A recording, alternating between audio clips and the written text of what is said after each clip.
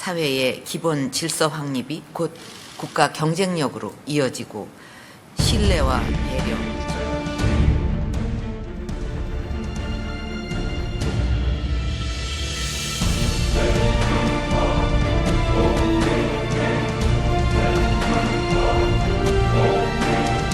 왜 못 가게?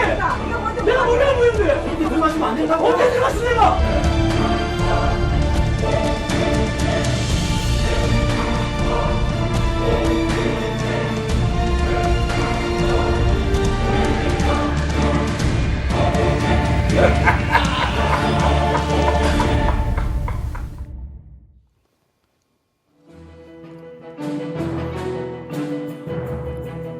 안녕하십니까, 유석현입니다. 시청자 여러분, 오늘 약속 지키셨습니까? 출근길 교통질서를 지키는 기본적인 약속부터 친구 또는 거래처와의 약속, 또 요즘 총선 준비로 바쁘신 분들은 국민과의 약속까지 우리는 최소한의 약속들을 지키려고 노력하면서 살아갑니다. 그러나 현실은 어떻습니까? 반칙과 편법, 꼼수와 무질서로 무장한 반칙왕들이 넘쳐나고 있지는 않습니까? 국민신문고는 앞으로 2주일 동안 작은 약속을 지켜주세요. 대한민국의 미래가 달라집니다라는 제목으로 특집을 마련했습니다. 오늘은 그 첫 번째 시간으로 반칙이 만연한 대한민국의 실태를 고발합니다. 미처 알지도 못하는 사이에 혹시 우리도 반칙의 공모자는 아니었을까요? 2007년 5월 지리산 반달가슴곰 천왕이의 이빨 사진입니다. 한눈에 봐도 상태가 심각해 보이는데요. 3년 동안 야생을 떠돌던 천왕이 도대체 무슨 일이 있었던 걸까요? 2004년 10월 러시아에서 들여와 방사된 반달곰 천왕이 지리산 천왕봉의 이름을 딴 천왕이가 야생으로 내달립니다. 야생에 잘 적응하도록 3달 동안 특별한 훈련을 거친 녀석입니다. 하지만 천왕이에 올라서기는 시련 그 자체. 힘들이지 않고 먹이를 구하는 쉬운 방법을 알게 됐습니다. 하나씩 던져주죠. 이제 뭐 초코파이라든가 김밥이라든가 이제 탐방객들이 보고 신기해서 그 당시 이제 곰을 볼 수 있는 기회가 흔치 않잖아요. 하지만 야생에 스스로 적응해야 하는 천왕이에겐 독이나 다름없었습니다. 탐방로 주변에서 왔다 갔다 하면은 사람들이 먹을 걸 주는구나 하면서 이제 인지를 하게 되고 그걸 좀 이제 가서 또 먹이를 받아 먹고 하면서 자연스럽게 이제 이빨이 썩어가고 야생성을 잃게 되는 거죠. 3년간 야생을 떠돌다 붙잡혀온 천왕이. 이빨 42개 중 19개가 심하게 썩었습니다. 정상 치아가 별로 없고 절반 이상이 상태가 상당히 안 좋은 상태였고 심한 치아 같은 경우에는 치수까지 노출이 돼 있어서 통증도 동반된 그런 상황이었습니다.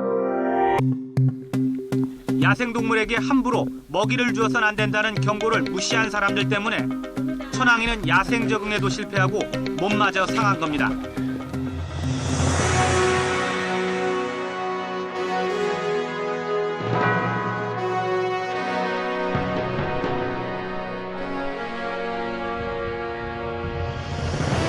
지리산 노고단 아래 뾰족하게 솟은 차일봉.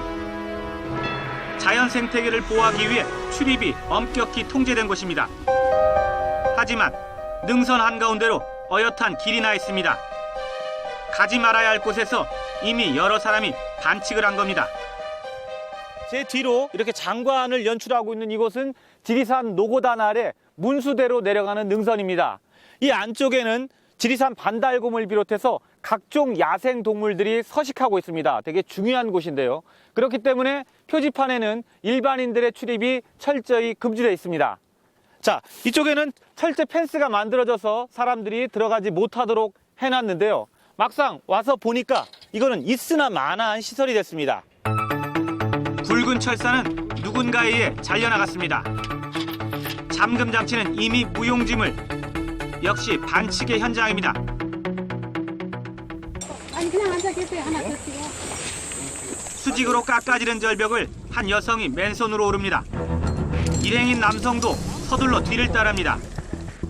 의지할 밧줄도 머리를 보호할 헬멧도 없이 배낭 하나만 달랑 둘러맸습니다. 안전보호 장비 없이 이런 암벽 구간을 등반하는 건 불법, 반칙입니다. 오늘 또 혼자 등반하다 보니까 장비 착용하기도 그렇고 그래서 그냥 오늘 왔습니다.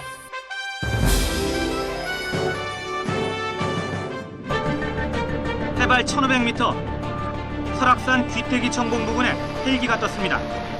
이곳을 처음 찾았다는 50대 여성을 구조하고 있습니다. 무릎이 아파서 더는 걷지 못하겠다고 호소해 헬기를 부른 겁니다. 지금 헬기 타고 온 데서 또 내려오려면 한참 걸리잖아요. 일행은 있는 데로 가서 좀 쉬면서 이제 언제 내려가서 기다려야죠. 등산객이 통증을 호소하면 구조 헬기는 현장에 출동할 수밖에 없습니다. 비용은 무료입니다. 부르면 오고 돈은 안 들고, 이러다 보니 긴급한 일이 아닌데도 일단 부르고 보자는 등산객들도 생겨났습니다. 저희들이 봤을 때는 굳이 헬기까지 안 부를 정도인데 헬기를 요청하신 분도 있어요. 자기가 본인이 요청한 경우도 있어요. 봄 기운이 완연한 평일 오후, 공원으로 산책 나온 애완견이 제 세상을 만났습니다. 돌출 행동을 제지할 목줄은 없는 것과 마찬가지입니다.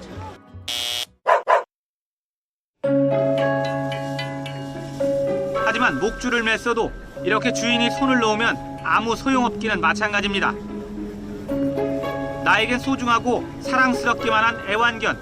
하지만 다른 사람들에겐 고역이 될 수도 있습니다. 는 무서워요. 그래서 싫어요. 예, 곁에 못 지나가요.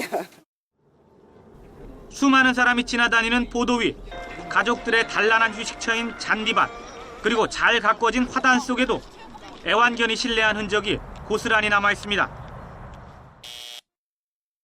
강아지 키우는 사람도 진짜 강아지 변 그런 것도 좀 잘 지켰으면 좋겠어요. 사람들의 눈에 잘 띄지 않는 곳에서는 대낮부터 화투판이 벌어졌습니다. 단속반이 다가서자 서둘러 자리를 피합니다.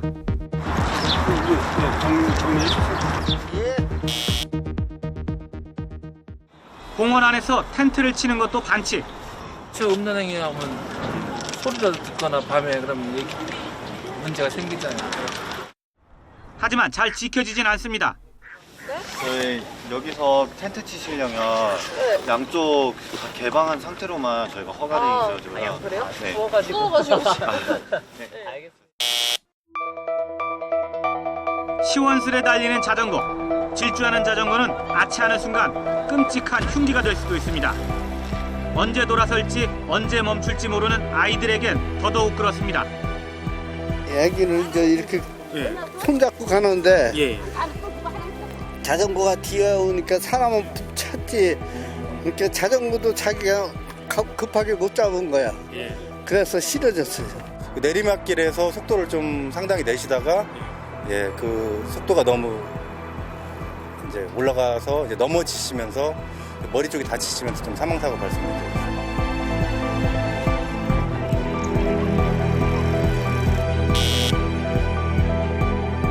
걸어가면서 피고, 앉아서 피고, 전화하면서 피고, 얘기하면서 피고. 하지만 이곳은 흡연이 금지된 공원입니다. 반칙 흡연. 그런데 뒤처리도 반칙입니다. 시도 때도 없이 반복되는 위반에 단속반이 수시로 순찰에 나서지만 애를 먹기 일쑤입니다. 아직까지는 좀 따라주지 않는 부분이 있어가지고 애로사항이 좀 있습니다.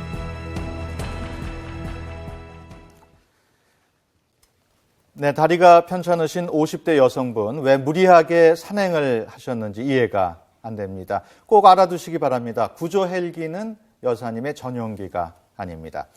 오늘은 이런 반칙왕들에 대해서 이야기 나눠보겠습니다. 도움 말씀 주실 전문가분들 소개해드립니다. 곽금주 서울대 심리학과 교수, 또 현직 검사이신 양중진 법무부 법질서 선진화 과장, 그리고 취재를 맡은 황보연 기자입니다. 안녕하십니까? 안녕하세요. 네, 오늘 좋은 말씀 부탁드립니다. 시청자 여러분도 방송 보시면서 샵 0024로 다양한 의견 보내주시기 바랍니다. 보내주신 분 가운데 추첨을 통해서 모바일 상품권을 드립니다. 황 기자, 예, 앞서 화면으로도 봤습니다만 어이가 없는데 이런 일들이 한두 가지가 아니라고요? 예, 지금 보신 게 전부는 아닙니다. 제가 좀 화면을 좀 준비를 했는데요. 일단 화면을 보시면서 제가 설명을 해드릴게요. 네. 예, 지금 보면은 지금 나무가 하나 보이죠? 소나무입니다. 잘생긴 소나무인데 네. 사실은 이 소나무를 뽑아가다가 어떤 사람이 붙잡힌 겁니다. 이 네. 월악산 국립공원에서 벌어진 일인데 이거를 몰래 캐가다가 적발이 됐거든요. 사실은 이런 소나무들이 산속 한 1000m 이상에서 자라고 있는데 이거를 뽑아다가 정원수라든가 이런 데 팔면 억대가 넘는 소나무도 있다고 합니다. 예. 그래서 소나무를 통째로 뽑아갔다니까 믿을 수가 없군요.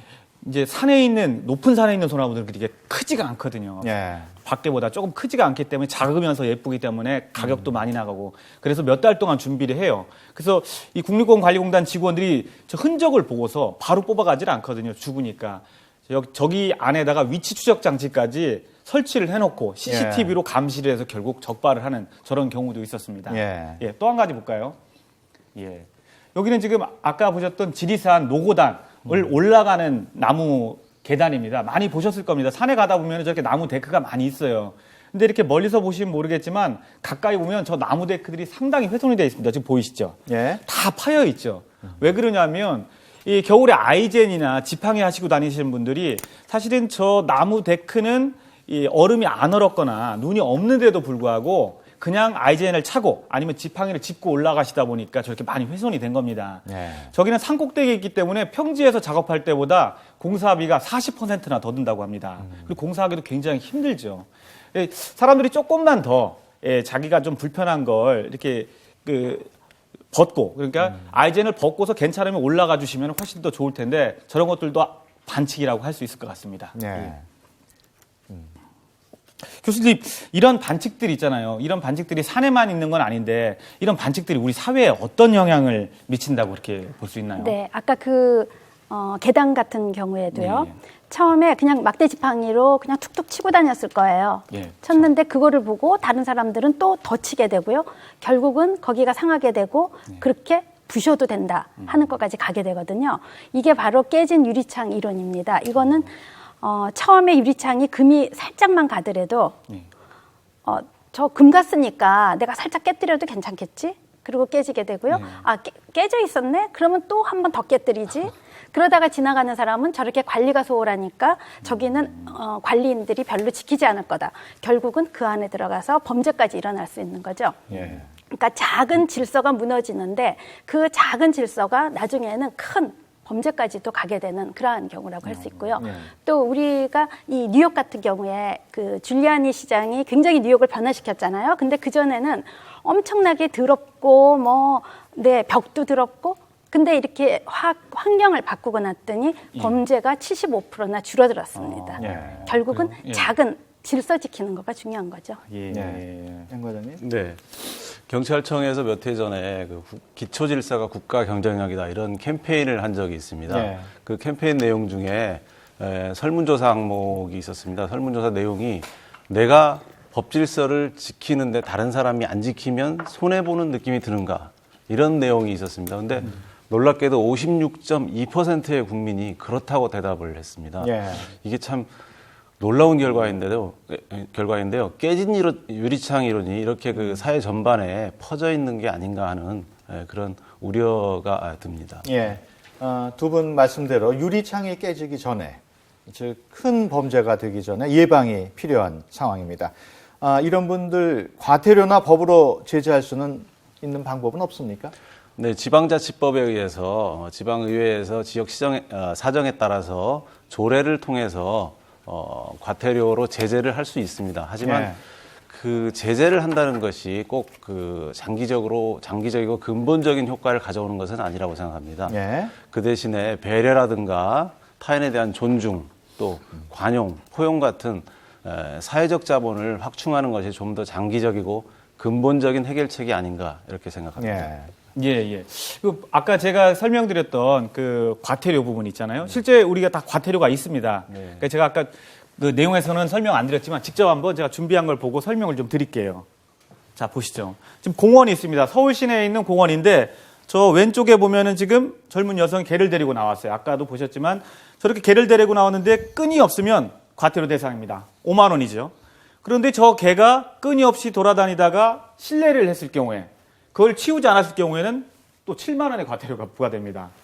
자, 요 밑으로 이렇게 보면 빨갛게 표시된 부분 자전거가 이렇게 지나가고 있습니다. 시속 40km로 가고 있는데 저 정도 속력이면 1초에 11m를 가는 속력입니다. 사실 사이클 선수들은 한 60, 70km까지 가는데 빨리 달리면, 일반인이 빨리 달리면 저 정도까지 간다 그래요. 우리 공원에 자주 보는데요. 저런 분들 시속 40km지만 현재로서는 과태료가 없습니다. 과태료 규정이. 다만 위험하니까 20km 안쪽으로 달려라. 이렇게 계도를 하고 있고요. 오른쪽에 보시면 자, 아저씨 분이 나오십니다. 자, 담배를 피우고 계시죠? 공원은 당연히 흡연이 금지되어 있습니다. 하지만 흡연했을 경우에는 과태료 10만 원. 그 다음에 이거를 그냥 또 버렸을 경우에는 3만 원이 과태료가 부과가 되고요. 아까 화면에서 잠깐 보셨는데 텐트가 여기 나타날 텐데요. 보시죠. 저 개가 있는 밑에 부분에 텐트 부분은 사실은 2개면만 개방이 되면 상관이 없습니다. 과태료 규정도 지금까지는 없습니다. 혹시 다른 사람들한테 불쾌감을 주지 않을까 해서 지도하고 있는 그런 상황입니다. 예. 네. 모양이 바른데 그림자가 삐뚤어질 수는 없다는 말이 있습니다. 근본과 기초가 중요성을 강조한 말인데요. 우리가 간과하기 쉬운 사소한 약속들을 지켜야 하는 가장 중요한 이유는 과연 뭘까요? 우리 교수님? 남이 하는 그러한 무질서 또는 질서라든지 약속을 어기는 거를 보게 되면 이거가 전염병처럼 퍼지게 되게 있습니다. 결국은 우리 뇌에 거울신경이라는 게 있는데요. 다른 사람이 하는 행동을 보면은 똑같은 그러한 뇌에서 자신이 하는 행동처럼 작동을 하게 되는 거죠. 그러다 보니까 주변 사람들이 계속 어기고 있으면 나는 하지 않았지만 그 사람이 하는 행동을 보고 그게 벌써 학습이 되고 흉내를 내게 되고 그래서 아주 쉽게 그렇게 따라하는 행동들이 있다고 볼 수 있겠죠. 네, 우리 양 과장님. 네. 얼마 전에 그 대구에서 어린이집 그 차량이 교통사고를 크게 낸 적이 있습니다. 근데 차량 자체는 크게 파손이 됐는데 그 어린이들은 다행히도 무사했습니다. 어린이들 같은 경우에는 기초를 잘 지켜서 그 안전벨트를 모두 다 차고 있었던 것이죠. 그렇기 때문에 큰 사고에도 불구하고 무사할 수 있었습니다. 반면에 벌써 2년 전의 일인데요. 세월호 사건 같은 경우에는 어른들의 사소한 반칙행위, 기본을 지키지 않는 행위로 인해서 300명 이상의 무고한 희생을 초래하는 그런 엄청난 결과를 초래했습니다. 귀근 등명이라는 말이 있습니다. 근본으로 돌아가면 밝음을 얻게 된다는 말인데요. 나 하나가 아니라 나부터 기본을 중시한다면 결국 우리의 삶의 질이 높아지는 초석이 되지 않을까 싶습니다.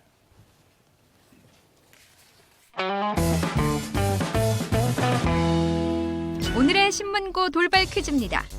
사소한 것을 방치해두면 나중에 큰 범죄로 이어진다는 이론을 일컫는 용어는 무엇일까요? 1번 깨진 유리창 법칙, 2번 깨진 항아리 법칙, 3번 깨진 약속 법칙.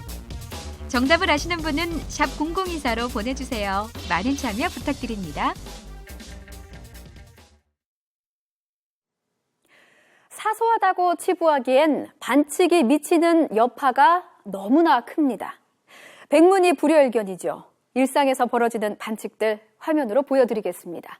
자, 우선 아이의 영상부터 보실 텐데요. 내 아이, 내 조카라고 생각하고 봐주시기 바랍니다. 자, 붙잡고 마구 흔들고 아이는 결국 이렇게 속절없이 쓰러지고 맙니다. 잠을 자지 않는다고 옆구리를 꼬집히기도 하고요. 다음 화면 보시겠습니다. 탁자를 거칠게 미는데 이 탁자의 끝에는 아이들이 있었습니다.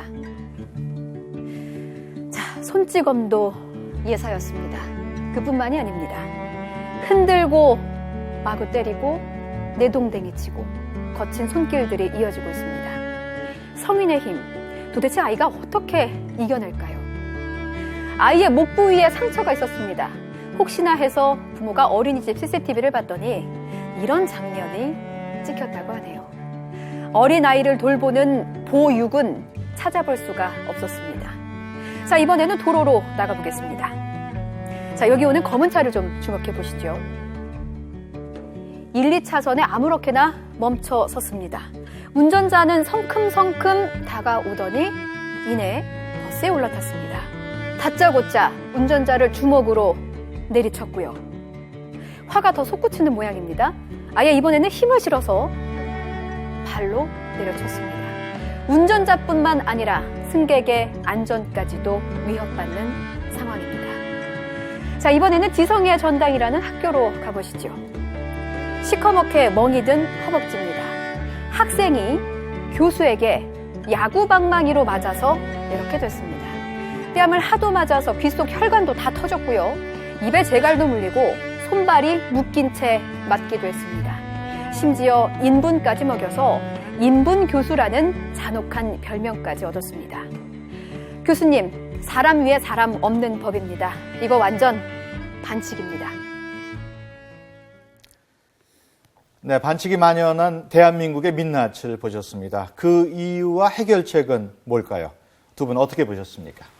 네, 우리나라는 그동안에 급격한 경제 성장을 이뤘습니다. 그 네. 과정에서 반칙을 써서라도 결과를 얻으면 된다. 이런 그 결과지상주의, 또 지나친 경쟁의식 이런 것들이 태어나게 됐는데요. 그게 좀 중요한 원인이 아닌가 이렇게 생각합니다. 네. 미국 미시간대 연구팀에 의하면은 생후 36개월이면은 배려가 뭔지를 안다고 합니다. 예. 또 7개월이면 그것을 배워서 실천한다고 합니다. 7살이면. 네, 예. 7살입니다. 예. 7살. 네. 그리고 프랑스나 영국, 독일과 같은 선진국에서는 수십 년 전부터 배려와 같은 그 가치를 시민교육으로서 주 2, 3회 정도 교육을 해왔다고 합니다. 예. 그러다 보니까 그 사회 자체가 배려의 가치라는 사회적 가치를 충분히 인식하고 있는 거죠. 예. 우리나라는 예로부터 동방예의지국이라는 그런 명성이 있었는데요. 최근에는 그게 정말 무색해진 게 아닌가 싶습니다. 네. 네, 경제 발전과 더불어서 무너진 시민의식을 좀 회복하는 것이 우리가 지향하는 선진 인류 국가로 가는 지름길이 아닌가 이렇게 생각합니다. 네, 박 교수님. 네. 우선 처벌을 더 강화시키는 것도 한 가지 방법입니다. 사람들이 처벌을 받게 되면은 내가 뭔가 더 손해를 입는다라고 생각해서 피하게 되는 거죠. 근데 이렇게 법으로 계속 하는 것도 문제가 있는 거가 법이 단단할수록 사람들은 거기서 어떻게 빠져나갈까 하는 또 궁리를 하게 되거든요. 그래서 네. 잘못된 거를 처벌하는 것 외에 법을 지켰을 때 도리어 더 칭찬을 해주거나 인센티브를 주거나 보상을 주거나 또 그러한 거를 보여주거나 하는 것도 한 가지 방법이 되지 않을까 싶어요. 예. 예. 제가 이번에 취재를 하면서 찍은 사진이 있습니다. 그러니까 정말 이게 너무 특이해서 제가 한번 이 곽금주 교수님 심리학과시니까 한번 여쭤보고 싶어가지고 제가 준비를 했는데요. 일단 네. 한번 화면을 보시죠. 제가 찍어온 사진을. 자, 화면 주시죠. 자, 보시죠. 이 하수구인지 뭔지 모르겠는데 아까도 화면에 잠깐 나왔지만 저 안을 들여다보면 담배꽁초가 저렇게 어마어마하게 많이 나와 있는 거 볼 수 있습니다. 이거 분명히 저기가 휴지통은 아니라고 저는 생각이 들거든요. 이거 좀 이해가 안 가는 부분이고요. 또 하나 사진 잠깐 뒤면 나올 겁니다. 저 보세요. 꽉 차 있잖아요. 예. 도대체 뭐 하는 데인지는 잘 모르겠지만 다음 사진을 보면은 자, 이렇게 주르륵 줄을 지어가지고 이렇게 쓰레기를 버려놓은 것도 있고요. 예. 이런 심리들. 저거는 한 사람이 누군가 한꺼번에 버린 것 같지는 않은데 이런 심리들을 좀 어떻게 설명할 수 있을까요, 우리가? 네, 그게 이 남들이 하는 거를 보게 되면 그래도 되나 보다 하고 따라하는 심리들이 있는데요. 예. 아주 오래된 연구긴 하지만 그 스탠퍼드의 짐 바로드라는 그러한 심리학자가 길거리에 차를 한 대 갖다 놨어요. 그냥 사람들이 이걸 어떻게 할까 하는 거가 궁금해서 단순히 차를 이제 갖다 두었습니다. 그랬더니 한 몇 분 지나서 한 10분 정도 지나고 났더니 사람들이 그 안에 있는 물건들을 가져가기 시작해요. 오디오라든지 뭐 부품이라든 거를 띄어가고요. 한 며칠이 지났더니 그걸 뭐 페인트질도 하고요. 그 다음에 부셔보기도 하고요. 결국 3일 정도 지나고 나서는 이 차가 완전히 파손이 될 정도의 사건이 일어납니다. 그걸 보면서 이렇게 사람들이 하는 행동을 보고 따라하는 심리가 있고요. 그 다음에 그렇게 할 때 많은 사람들이 하고 있기 때문에 내가 책임이 나한테만 있는 거가 아니다. 결국 책임감이 분산이 되기 때문에 저렇게 담배꽁초 나만 한 거 아니잖아요. 여러 사람들이 했기 때문에 나도 그냥 버려도 된다 하는 그러한 심리가 작동한다라고 볼 수 있죠. 네. 오늘 두 분 모두 외국 생활을 경험한 걸로 알고 있는데 혹시 외국에서 직접 경험했던 그 약속 문화 어떤 게 있었는지 좀 소개를 해주실 수 있을까요? 네, 그 뭐 여러 가지 우리가 줄 서는 거 이런 것들도 있을 수 있고요. 한 가지 최근에 온라인 커뮤니티에 제시된 그러한 그 사진이 있습니다. 예. 캐나다에서 네. 네. 지금 화면으로 나오고 네. 예. 캐나다에서 이제 지하철을 들어가는데요. 네. 예.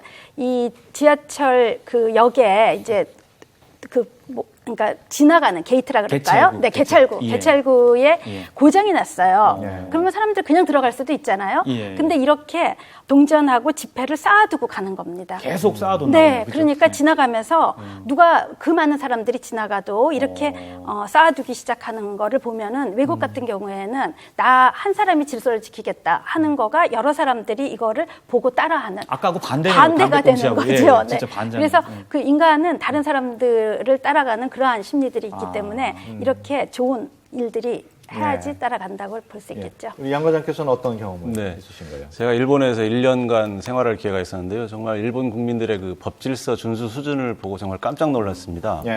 예를 들어서 지하철 같은 경우에 만원 지하철에서 전화가 오면은 전화를 즉시 받지 않고 꺼두었다가 다음 정류장에서 내려서 전화를 한다던가 또 길거리에 흡연 금지 구역을 정해놓으면 그대로 지킨다든가 하는 굉장히 좀 저로서는 굉장히 부러운 그런 수준의 법질서 수준이었다고 생각합니다. 네. 그렇다면은 시청자 여러분들께서는 어떤 상황에서 반칙을 느낄까요? 거리로 나가봤습니다. 무단횡단, 음주운전, 컨닝한 거, 새치기 하는 거. 그냥 먹고 나서 보면은 그런 거 지키는 거 없고. 네, 반칙이죠. 다 반칙이다. 아유, 정치는 말도 하지 마라.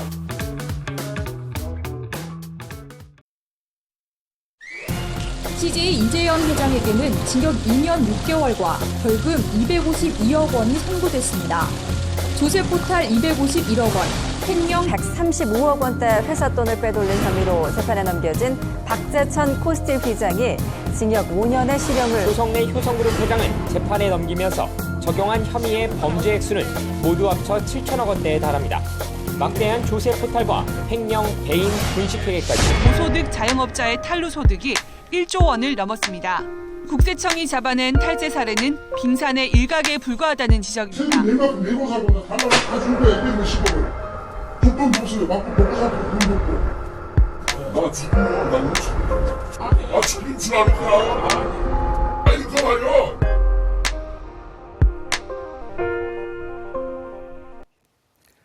네, 재벌 회장님들 빨리 쾌차하시기 바랍니다. 건강해야 죄값도 치를 수 있으니까요. 양 과장께서는 현직 검사인데 그 돈 있고 힘 있는 분들일수록 반칙을 범할 경우에 더 엄격한 제재가 있어야 하는가 하는 생각이 드는데 어떻습니까? 제재도 굉장히 중요합니다. 제재도 중요하지만은 그 제재 자체에 있는 힘보다는 스스로 그걸 반성하고 또 국민들과 다 함께 살아가는 그런 의식을 가지는 게 훨씬 더 중요하다고 생각합니다. 그 최근 뉴욕에 그 1%의 상위 시민들이 자기들의 세금을 올려달라는 청원을 했다는 외신을 본 적이 있습니다. 자기들의 세금을 올려서 길거리 노숙자라든가 아니면은 없는 사람들을 위해서 쓰는 것이 장기적인 투자의 관점에서 훨씬 더 유용하다 이렇게 생각했다는 것인데요. 우리나라에 좀 돈 있고 힘 있는 분들도 그런 것을 본받았으면 어떤가 하는 그런 바람을 가져봅니다. 재벌들이나 고소득자의 꼼수들을 보면 뭐 저런 사람들도 안 지키는데 나만 지킬 필요가 있나 이런 생각을 하기가 쉬울 것 같습니다. 곽 교수님 어떻습니까? 네, 우리 다 알고 있습니다. 약속은 지켜야 되고 질서는 지켜야 된다고 다 알고 있습니다. 근데 우리가 그렇게 행동을 하지 못했을 때 인지적으로 그 부조화가 일어나게 되는 거죠. 내가 생각했던 것과 행동이 달라질 때 그러면은 이미 행동은 일어나 버렸기 때문에 할 수 없이 내 생각을 바꿔야 됩니다. 그렇게 하는 과정이 이제 자기 정당화죠. 나는 어쩔 수 없이 이렇게 행동을 한 거야. 뭐 상황이 이래서 이렇게 된 거야 하고 뭔가 합리화를 하고 정당화를 시켜야 되는데 이때 쉽게 정당화로 할 수 있는 거가 바로 저렇게 권력 있는 사람들, 저런 사람들도 안 지키는데 저렇게까지 크게 안 지키는데 내가 요거 조그만 거 안 지킨 거가 뭐 그렇게 대수인가. 저렇게 많은 큰 돈을 탈세하기도 하는데 내가 뭐 요거 조금 이러는 거가 어떤가라는 식의 합리화가 발동이 되기가 쉬워지는 거죠. 네. 그러니까 우리 사회에 이러한 어느 정도 중심적인 그러한 인물들이 뭔가 이러한 행위를 했을 때 일반 사람들은 거기에 자기 정당화가 더 쉽게 일어난다라고 볼 수 있죠. 네. 돈 없는 사람, 힘 없는 사람에게는 약속과 규범을 철저하게 지키라고 요구를 하지만 그 반대로 돈 있는 사람, 힘 있는 사람에게는 그 정반대가 아닌지 생각해 볼 문제인 것 같습니다. 여러분의 의견 샵 0024로 보내주시기 바랍니다.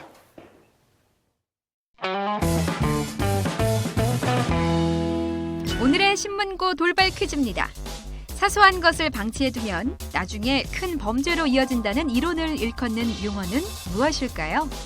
1번 깨진 유리창 법칙, 2번 깨진 항아리 법칙, 3번 깨진 약속 법칙. 정답을 아시는 분은 샵 0024로 보내주세요. 많은 참여 부탁드립니다.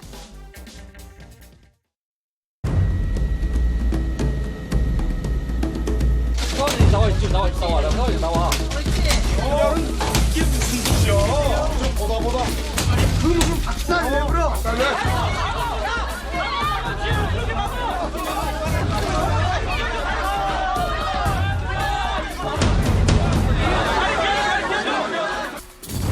우리 모두가 자성하고 그리고 그 책임을 느끼지 않을 수가 없습니다. 법률에 명시된 시한대로 예산을 심의 통과시키는 전통이 굳건히 뿌리내리게 되기를 바랍니다.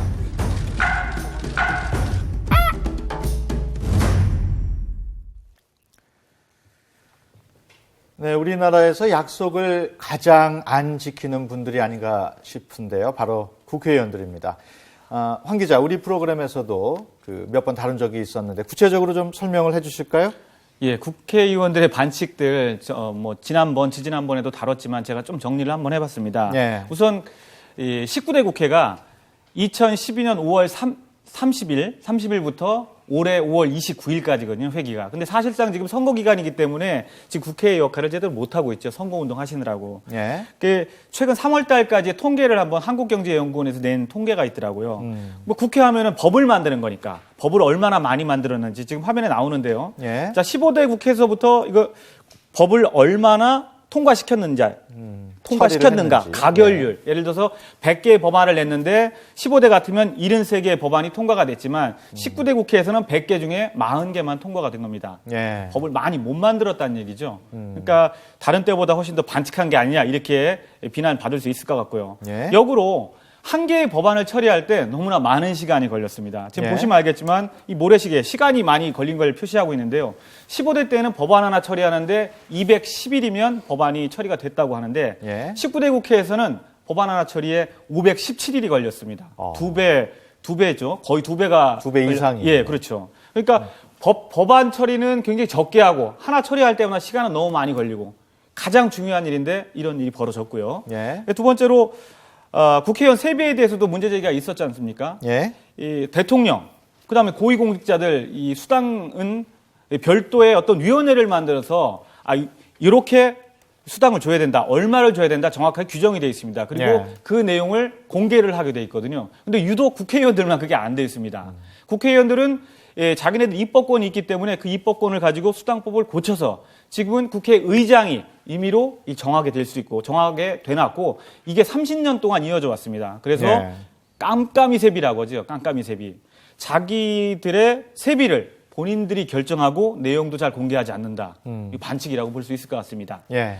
그리고 또 국회의원들이 가장 중요한 건 아까도 말씀드렸지만 법안 만드는 거죠. 법안 만드는데 가장 최종의 관문은 국회 본회의 아닙니까? 19대 국회 본회의 제가 전부 다 따져봤는데 180번이 열렸습니다. 그중에 이 본회의는 정확하게 시간이 고지가 되거든요. 10시면 10시, 2시면 2시. 시간이 네. 고지가 돼 있고 생방송이 되는데 제 시간에 열린 건 딱 2번밖에 없었습니다. 예. 박근혜 대통령 국회 오셨을 때 예. 딱 2번, 나머지 99%가 지각이었습니다. 그 지각 시간을 제가 다 일일이 계산을 해봤더니 77시간 10분이었습니다. 1년에 평균 20시간 넘게 지각을 했고요. 예. 국회의원 세비를 제가 시간당 임금으로 계산을 해봤더니 43,000원 정도 나오더라고요. 예. 그 지각 1시간 동안 아무것도 못 하거든요. 그냥 왜냐하면 개의 정족수가 안 되기 때문에 그걸 돈으로 환산해 보니까 9억 9천만 원이었습니다. 예, 이거 뭐 그렇군요. 세비 국민 혈세인데 반칙 아니겠습니까? 예. 해마다 국제 투명성 기구에서는 각국의 부패 인식 지수를 조사합니다. 한 나라의 공무원과 정치인들이 얼마나 부패했는지 보여주는 지수인데요. 대체로 경제 수준이 높은 선진국들이 부패 인식 지수에서 좋은 평가를 받은 반면에 우리 한국은 경제 규모는 상위권 10위지만 부패 인식 지수는 40위권, OECD 36개 국가 중에서는 27위를 차지했습니다. 곽 교수님, 이런 결과들이 외국에서 우리나라를 인식하는데도 많은 영향을 끼치지 않겠습니까? 네, 그렇죠. 우리가 그냥 볼 때에도 부패가 많은 나라들은 별로 거래를 하고 싶지 않아지고요. 그다음에 그 나라 전체 국민이 예. 다 뭔가 신뢰하지 못하겠다는 인식을 가지게 되는 거죠. 예. 그래서 실제로 이 부패 지수가 하나가 1이 올라갈 때 예. 거기 투자하겠다라는 그러한 거는 8%가 감소한다는 겁니다. 네. 그리고 또 부패지수 1이 감소할 때 그 GDP라고 하죠. GDP는 2.6 정도가 상승한다 그래요. 예. 결국 부패가 얼마나 많은가 하는 거가 그 나라의 국민성을 가르쳐주고 예. 다른 나라에서 그 나라에 투자하는 거를 하지 않게 되게 되기 때문에 우리 사회에 얼마나 부패와 반칙이 있는가 하는 건 좀 반성해봐야 되지 않을까 예. 싶어요. 지금 화면으로 2015년 부패 인식 지수가 나가고 있는데요. 1위 덴마크 경우에는 91점, 네. 또 2위 핀란드의 경우에는 90점, 그 밑으로 일본이 75점으로 18위였고요. 우리 한국이 56점, 37위에 그쳤습니다.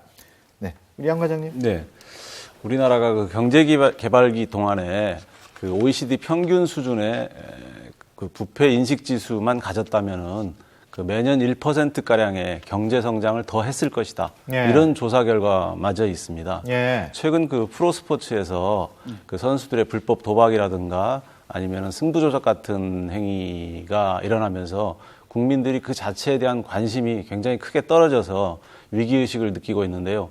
우리나라에 대한 부패 인식도 마찬가지라고 생각합니다. 외국에서 보기에 저 나라가 부패했다고 생각하면은 저 나라의 수준을 어떻게 볼 것인지 한번 깊게 생각해 봐야 될 문제가 아닌가 이렇게 보입니다. 예.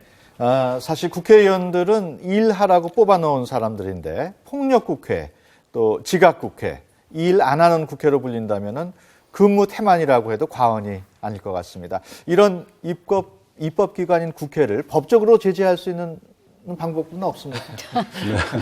네. 직접적인 폭력 행위 같은 경우에는 실제로 뭐 처벌하는 사례가 있습니다만 예. 그렇지 않은 뭐 근무 태만 정도 가지고는 처벌을 할 수는 없습니다. 예. 다만 그 일을 잘 못하는 그 국회의원에 대해서는 입법론적으로는 국민 소환제라는 게 있습니다만은 예. 우리 헌법에는 아직 도입되어 있지 않습니다. 예.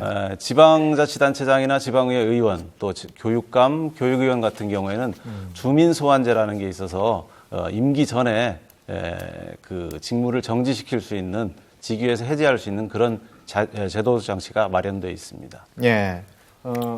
국회의원에 대한 실망도 실망이지만 더 나아가 이런 실망이 정치에 대한 무관심으로 이어지지 않을까 우려되거든요. 곽 교수님 보실 때는 어떻습니까? 네, 그 사람들이 이제 실망을 하게 되면은요, 분노를 느끼고 배신감을 느끼고 부정적인 감정을 가지게 되죠. 예. 그래서 이러한 감정을 호소하게 되는데 이게 계속 반복이 되고 나면 고통스럽기 때문에 아예 그 근처를 가려고 하질 않습니다.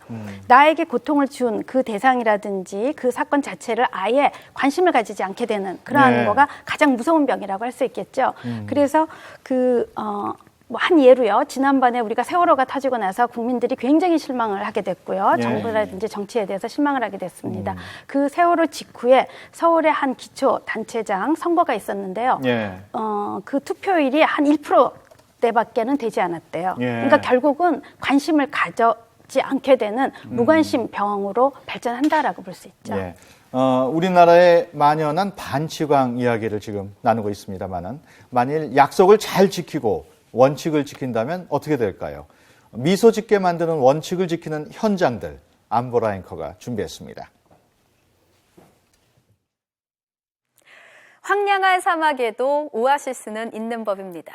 우리 사회를 움직이고 유지하게 하는 힘, 바로 원칙을 지키는 것입니다. 자, 예를 들어보겠습니다. 이 1,000원을 길에서 주었습니다. 여러분은 이 돈을 어떻게 하시겠습니까? 자, 대한민국의 희망은 이 1,000원을 어떻게 했을까요? 화면 보시겠습니다. 파출소 아닙니다. 이 고사리 손에 들려있는 것 바로 이 1,000원이었습니다. 길에서 주었다면서 주인을 찾아달라고 온 겁니다. 주운 물건은 주인에게 돌려준다. 간단하지만 위대한 원칙을 지킨 이 어린이, 울산의 한 초등학교 3학년 임모근입니다. 인군 덕분에 동전까지 주워서 온 학생들이 더 많아졌다고 하네요. 자, 다음 화면 보겠습니다. 우리가 늘상 건너는 횡단보도죠. 바삐 지나가는 사람들 뒤로 여기 할아버지 한 분이 천천히 걷고 있습니다. 그런데 다리가 많이 불편해 보이시죠? 자, 멈칫 이 여학생 뒤를 돌아보면서 할아버지를 살피고 있습니다. 아직 반도 못 갔는데 신호가 그 사이 바뀌었고요. 차들이 오기 시작했습니다. 위험한 상황이죠. 자, 이때 이 여학생의 행동 주목해 주시죠. 얼른 달려가서 할아버지를 부축했고요. 이 여학생만이 아닙니다. 이번엔 남학생이 할아버지의 떨어진 물건을 주워옵니다. 정말 기특하죠. 횡단보도 천사로 알려진 이 학생들, 경기도 용인에 살고 있습니다. 자, 이번엔 택시 안을 좀 살펴보겠습니다. 운전하는 기사분의 아래로 이 낡은 수첩 한 권이 보입니다. 올해로 택시기사 경력 17년 65살 송지익 씨의 수첩입니다. 저희가 수첩을 좀 들춰봤습니다. 분실 휴대전화를 찾아준 기록이 빼곡하게 적혀 있었습니다. 모두 192대라고 합니다. 정말 굉장하죠.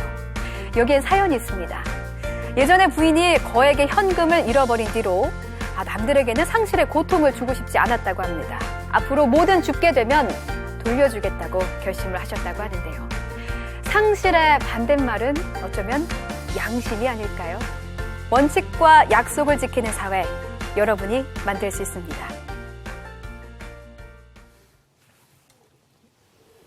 네, 사실 주운 돈을 경찰서에 갖다 주고 분실한 핸드폰의 주인을 찾아주고 당연하고 기본적인 일인데요. 이렇게 미담으로 얘기해야 하는 현실이 조금은 서글픕니다. 두 분 어떻게 보셨는지 먼저 양 과장님. 네, 그렇습니다. 사실 주운 돈을 가져다 주는 건 정말 매우 당연하고 자연스러운 일입니다. 근데 저게 미담으로까지 소개된다는 것 자체가 좀 서글프기도 합니다. 하지만은 국민들께서 저것을 미담으로 보시고 또 포털 사이트에 상위에 랭크되는 것을 보면은 아직도 우리 국민들께서는 저런 따뜻한 이야기가 가슴에 와닿는 것이 아닌가 하는 그런 희망 섞인 말씀을 드리고 싶습니다. 네. 박 교수께서는 어떻게 보셨나요? 네, 남을 도와주는 거가 사실은 그 기쁨이 굉장히 크거든요. 그래서 네. 그러한 기쁨들을 좀 나누는 거가 결국 나를 위해서, 다른 사람을 위해서 다 좋은 거가 아닌가 싶어요. 예. 우리 사회의 질서가 잘 지켜지기 위해서 필요한 것들이 있을 텐데요. 과연 무엇이 필요할까요? 네, 중요한 거가 지금 작은 행동이 큰 질서를 가져온다 하는 겁니다. 예. 아까 그 깨진 유리창하고 반대가 되겠죠. 예. 그러니까 이 펜실베니아 주립대학에서 일어난 그런 실시된 실험입니다. 예. 이제 사람들이 지나가는데 한 집단은 그냥 아무 일도 없었고요. 이 집단은 지나가는데 누군가가 쓰레기를 줍고 있는 거를 보게 됩니다. 예.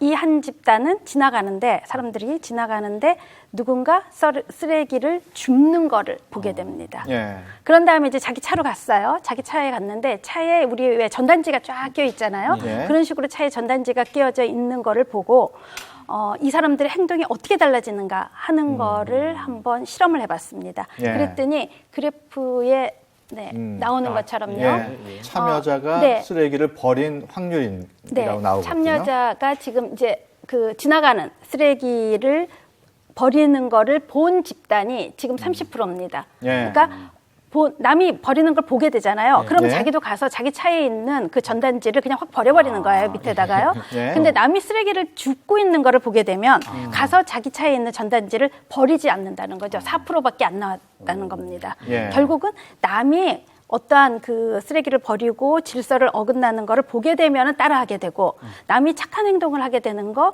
이러한 것들을 보게 되면은 그 행동 또한 하게 된다는 거죠. 예. 그러니까 질서 반칙 이거는 우리 개개인의 아주 작은 행동들이 결국 그거를 보는 사람들이 따라하게 되고 이러한 네. 것들이 점차적으로 커지면서 한 사회의 질서를 만들어 간다는 겁니다. 네. 그러니까 질서를 지켜야 되는 거 우리 다 알고 있습니다. 네. 근데 그거를 작은 거라도 행동으로 한번 옮겨버리게 보면은 따라하지 않을까.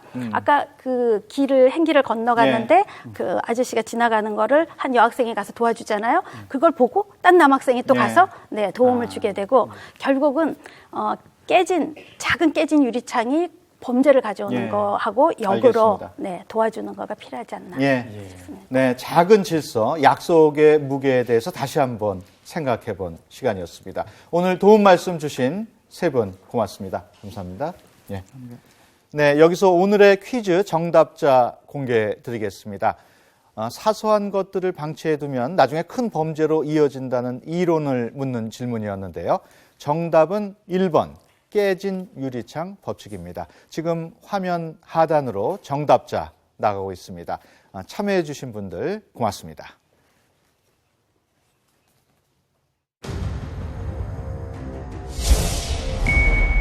아유, 요거 진짜. 아유.